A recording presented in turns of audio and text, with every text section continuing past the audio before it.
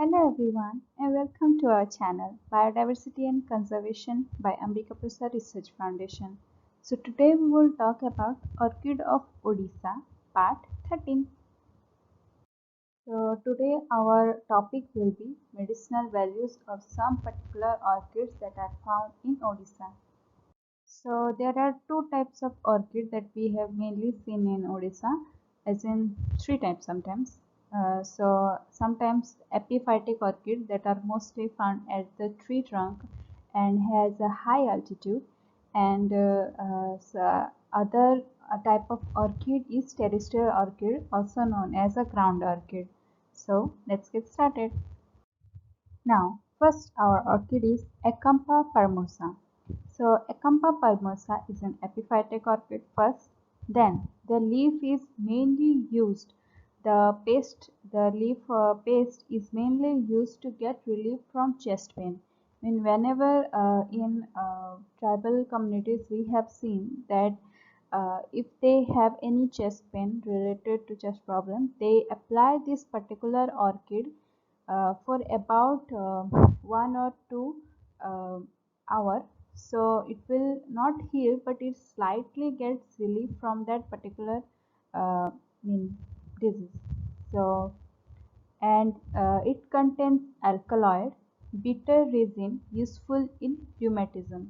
So the leaf has this compound alkaloid and bitter resin that is used to treat the rheumatism. It has some other compounds like alkaloid, flavonoid, glycosides, saponin, tannin, and steroids in leaf part.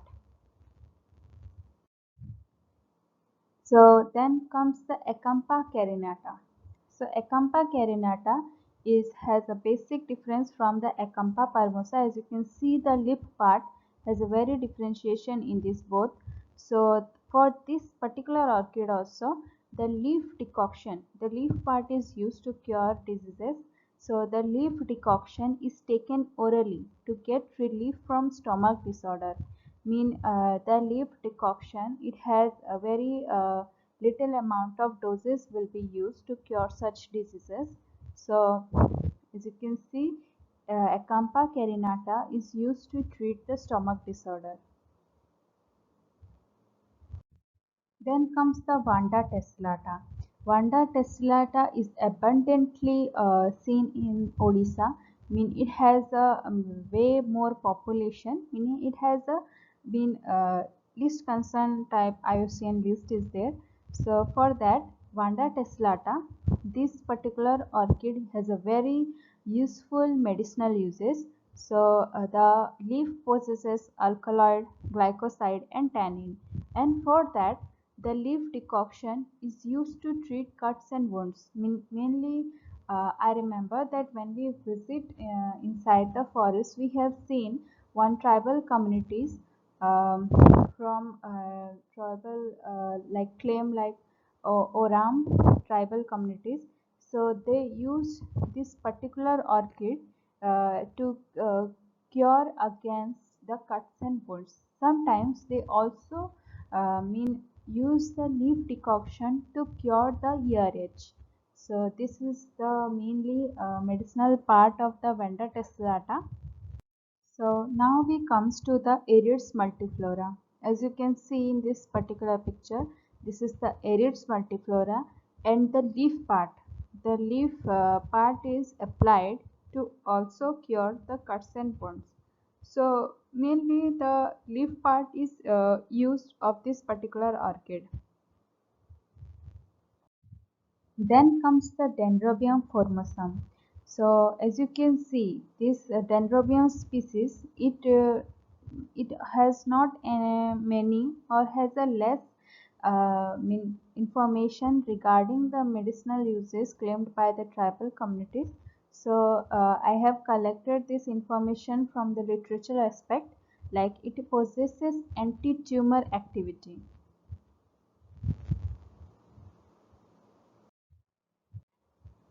Then comes the Plantanthera insectivora. So you can see this particular orchid in every part of Odisha. mean it has also a good population, and apart from that the whole plant is specifically used to cure inflammation. So whenever there is in tribal communities they have any inflammation related to it, so they use this particular orchid. Comes the Dendrobium herbaceum. So Dendrobium herbaceum, as at the stage of the leaf, mean the flowering will be over. After that, the leaf will be appear. For that, the tender shoots, the juice is applied to cure the ear edge. So mainly the leaf part, mainly the tender shoot part is used to cure the ear edge. Then comes the Aerids odorata.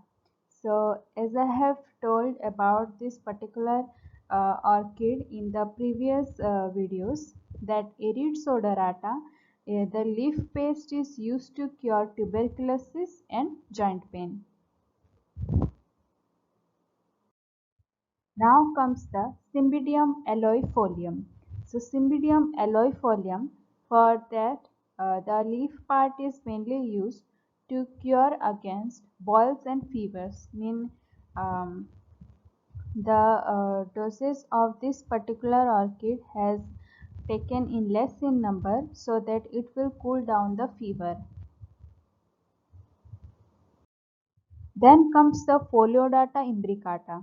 So Foliodata imbricata in this particular orchid, as I have told in our next two previous videos that what are the medicinal uses of Foliodata imbricata.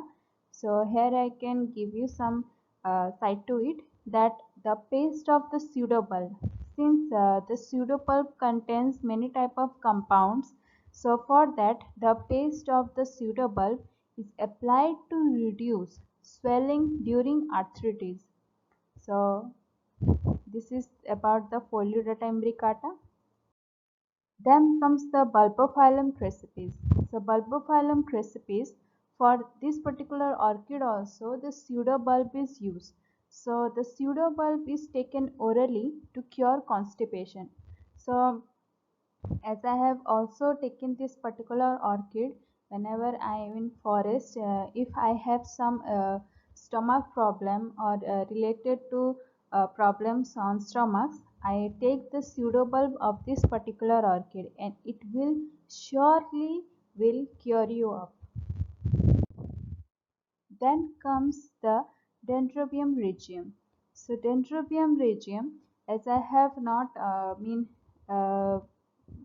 got any information from any tribal claims, so I can only say that I have collected this information that this particular orchid Dendrobium regium, it possesses, as in is used in sickle cell anemia.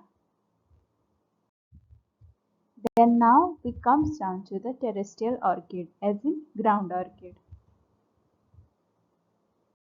So as you can see, this particular orchid is in Habenaria gibsoni. So Habenaria gibsoni is a ground orchid, and till now I have not got any literature information, neither tribal information like ethnomedicinal uses of this particular orchid. So it is one of the gap that we have seen, that this particular orchid can be work to be carried out for the further uses of this particular orchid can be documented in a scientific manner. Thence the Peristylus lovely. This particular orchid has very good medicinal uses. As you can see, this particular orchid, the tuber part is mainly used to applied externally to cure insect bites. But sometimes the tuber part is also consumed, and the leaf part is also consumed as a leafy vegetable as a source of a tonic. So this Peristylus lovely, every part of this particular orchid is used as a medicinal purposes. So it is also be consumed by the tribal communities of Odisha. Then comes down to the Peristylus constrictus. So this particular orchid has very good amount of population, and has a very good amount of fragrance, means it has a very good scent. So for this aspect, the whole plant is used against malaria, mean the juice of this particular plant is used against malaria, mean the amount of this juice is less as compared to other orchid for use in this particular diseases. Now, Crepidium magnoni. So this particular orchid has no medicinal uses till now. From any literature review or any medicinal, ethnomedicinal, I have not got any information regarding this Crepidium magnoni. So it is also one of the gap that anyone can work on it according to their populations or the availability of that particular area.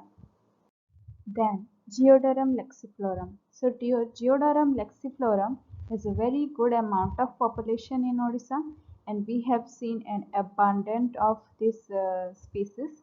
So for that, the decoction of root is mixed with ghee and honey and is taken orally to cure irregular menstrual cycle in women. So mainly the root part, as in the tuber part, is also consumed by the tribal communities to cure different kind of diseases. Then comes the another kind of ground orchid like Heberaria comilinifolia. So this particular orchid is mainly found in the rice field areas, mean where there is a rice or wheat or some that grown in that particular area. In that, this particular orchid will be found. And for the skin diseases, they mainly use the tuber part to cure.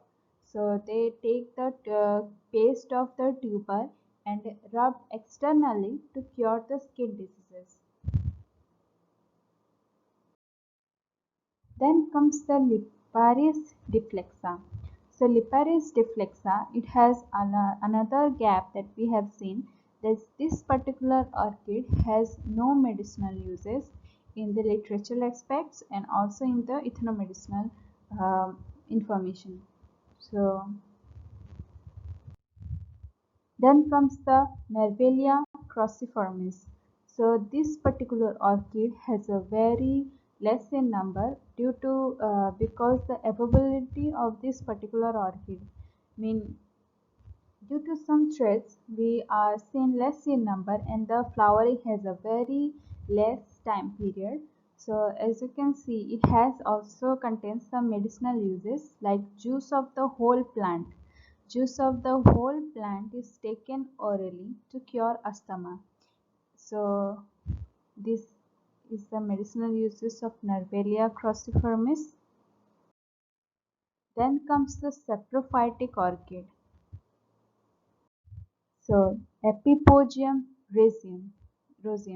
So this particular orchid is a saprophytic orchid. As you can see in this particular orchid, why it is called a saprophytic one. So one another aspect is that it has no reports on medicinal uses, neither in literature review nor in ethnomedicinal aspects. So it is also one of the gap that can be filled out by working on this particular orchid as per the availability or the population in that particular area. So thank you for watching. Hope you will like this video and keep subscribing to our channel and don't forget to click the bell icon, and thank you for watching.